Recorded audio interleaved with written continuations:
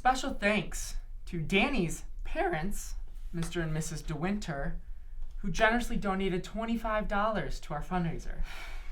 We are now halfway to our first stretch goal. Thank you to all of our sponsors. And now, let's take a minute for Jenny's Coroner's Corner. Can you tell us a little bit about the murder? With pleasure, Danny. This one was a real juicer. Her husband happened upon her cold, lifeless body, keeled over in the bathtub. One of her hands was tightly clenched around the spoke of a shattered wine glass. By this point, rigor mortis had started to set in, and the bowels started to unhinge. Okay, all right. I'm gonna have to stop you right there. I mean, she totally had it coming, right? I mean, she was always such a bore. I'm gonna have to disagree with you on that. Not only was Mrs. Donahue a great teacher, she was a good person.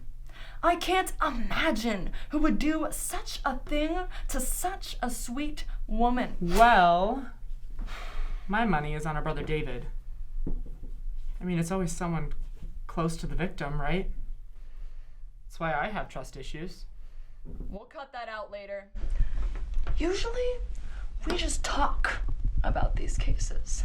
But this one hits close to home. Over the next few shows, we'll be investigating about what actually happened. Stay tuned as we get into the nitty-gritty of the seedy underground of Lehmanwood Lakes.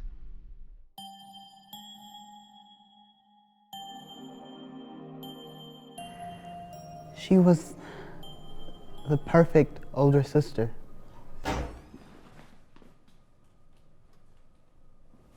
That's the brother. Growing up, she never did anything wrong. And we all have our special talents, but Sharon, she was something else. She just had a way with people. Mother especially. She worked with kids for a living.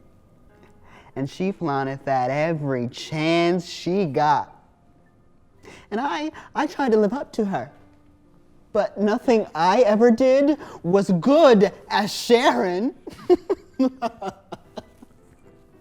And who could forget her portrayal of Grisabella in her high school senior performance? And of course, we both tried out for that role.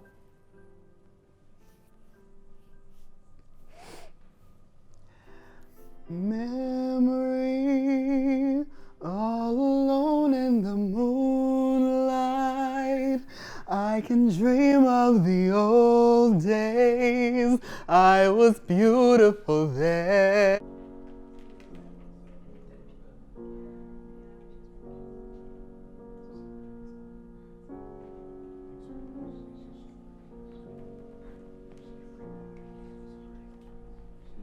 Okay, I'm gonna talk to the husband. You see if you can get anything out of the kid. All right, and what should I do? Shut up, Rapper, in a goddamn week.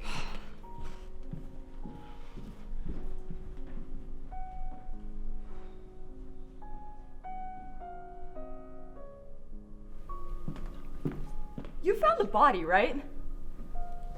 Excuse me?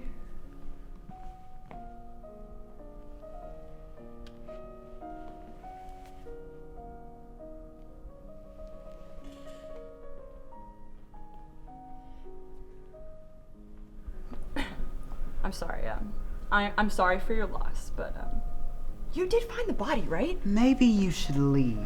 Where were you the night of the murder?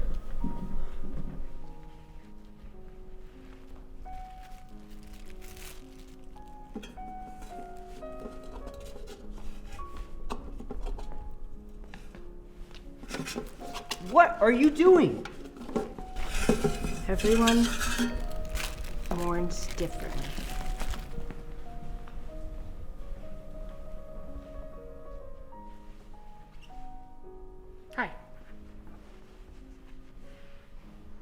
kid wouldn't pipe up.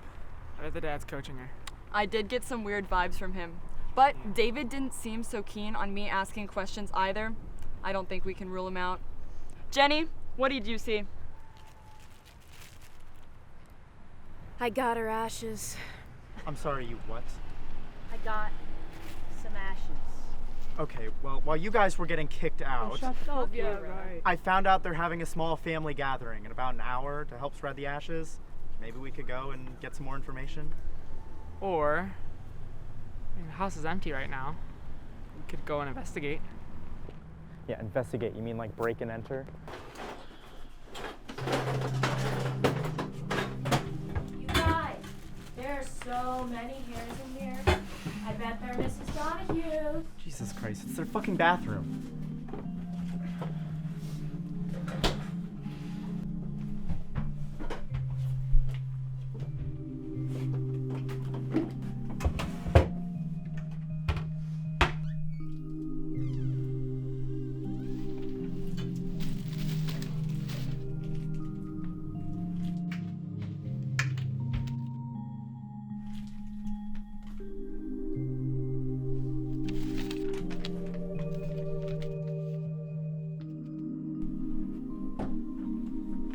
What is that? I don't.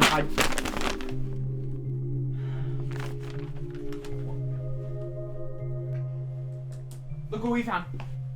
I found something even better. Thank you again to Ticketmax for sponsoring our show. We have officially nailed down a prime suspect. The husband did it.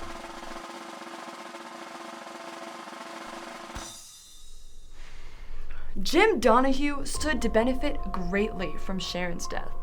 Yesterday, we gained access to some confidential documents. Among these was their life insurance policy. This policy was filed 8 years ago and pays out $500,000. So, now that we have our motive, let's hear from Jenny about the murder weapon. Jennifer's Corner. We found an empty pill bottle prescribed to Mr. Donahue for amitriptyline.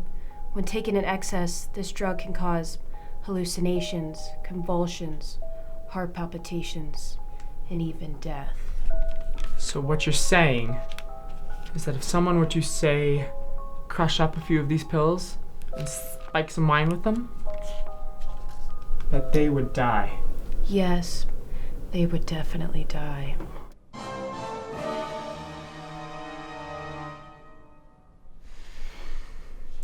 Thank you for that enlightening segment, Jenny. When asked for a comment on his wife's passing, Mr. Donahue refused to answer any questions. We would like to take this time to thank our listeners, to all of you, old and new. We appreciate your support in this fight for the truth.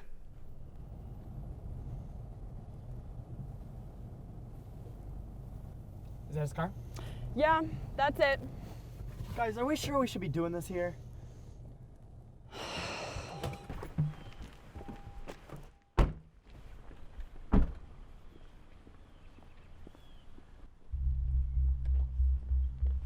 Mr. Donahue, I believe you owe our audience an explanation. Who are you? We're podcast journalists investigating the murder of your wife. You're those kids from the funeral. We were wondering if we could ask you a few questions about Sharon's passing. Yeah, why did you murder your wife? Excuse me? We have the murder weapon right here. Yeah. Where did you get that? So you're admitting the pill bottle is yours? What did you break into my house? Yeah, we did. How else were we supposed to get the evidence? What are you doing? How long did you wait to cash in the insurance policy after you murdered your wife? Before the funeral? After the funeral? Get out of my car! Dad? Was your dad acting weird the night your mom died? What did the body smell like? Stay away from my kid! Hey, sir, is everything all right over here? No, it's fine. We're leaving.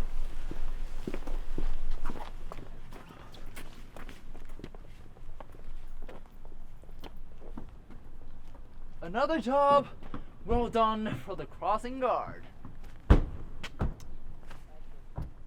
Okay, So we've got a rain poncho, Advil, hand sanitizer, a AAA membership card, and whatever this is. Who would keep the weapon in their glove compartment? Maybe he was planning on using it to kill his wife. But he didn't want to get his hands dirty. Hence the hand sanitizer. But he thought that would be too quick. He wanted her to suffer. Yes, our listeners will eat this up. You know what else they would love? Merch. You know what we need? More sponsors. That way we can get more free stuff. What the fuck are you doing? Don't look at me like that. Yeah, what's your problem? Sweet potatoes are good for your ass. That doesn't matter. You got that from our chef's box. It's a kit. It comes with ingredients that work together to make the final meal. And why would you even eat a raw sweet potato? Okay, look.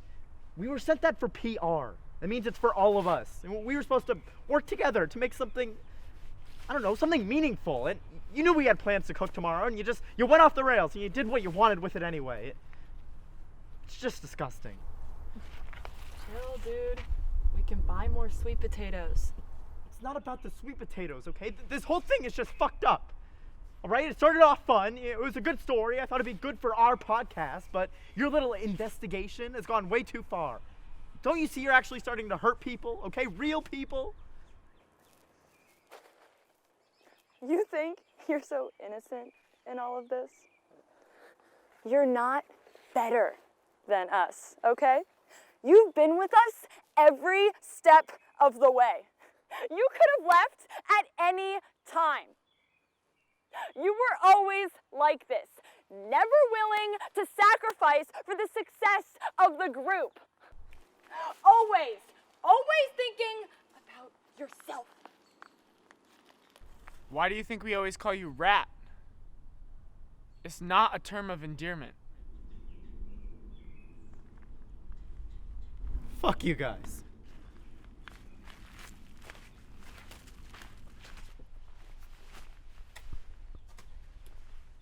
Okay, so on October 23rd at 3:16 p.m., a mere 3 days before the wife's murder, Jim liked a collage of another couple's wedding photos on Facebook.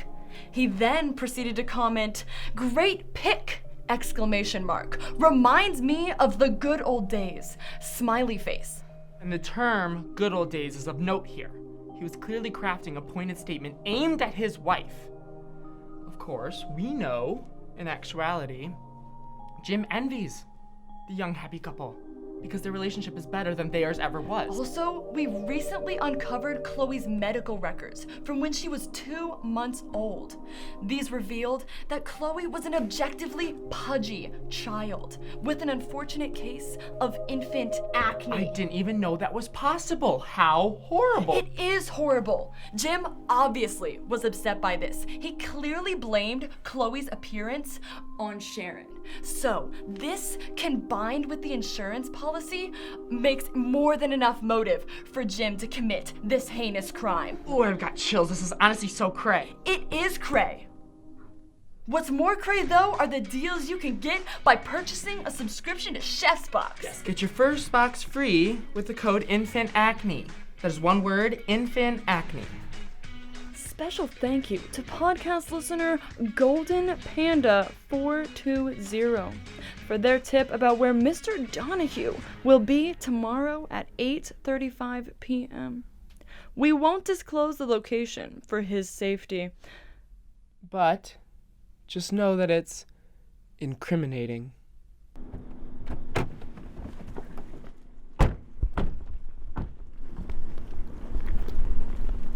Excuse me, could we ask you a few questions? Please, just leave us alone. I didn't murder my wife, and this is harassment. If you don't go away, I'll call the police. You'd only be digging your own grave. We have more than enough evidence to put you away.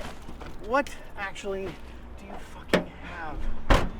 I listened to your little podcast.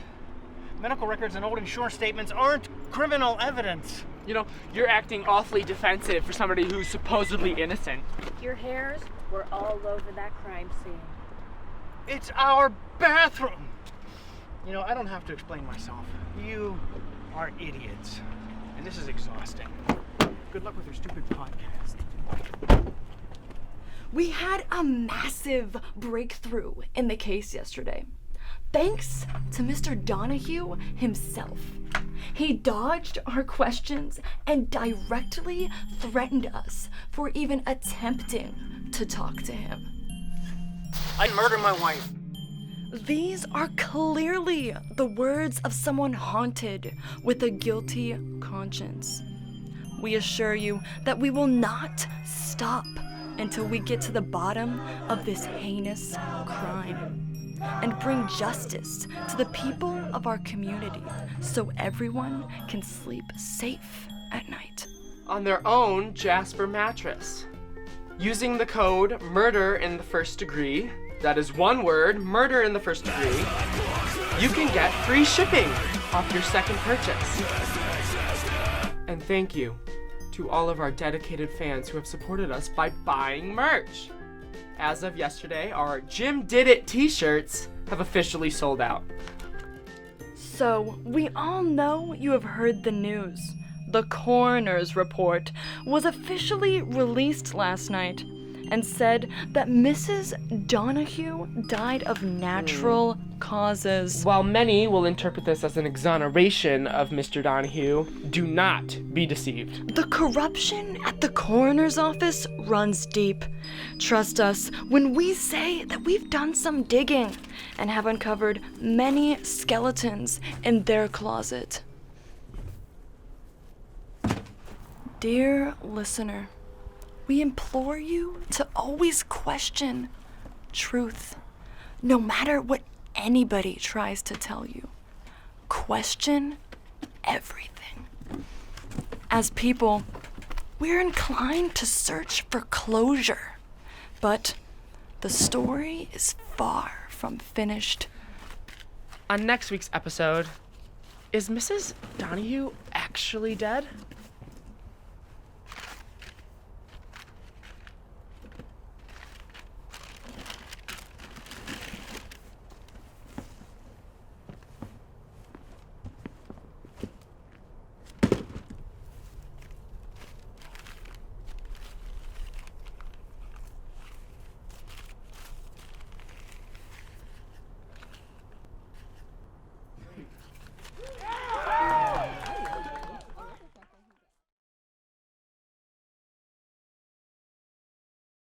I'd murder my wife.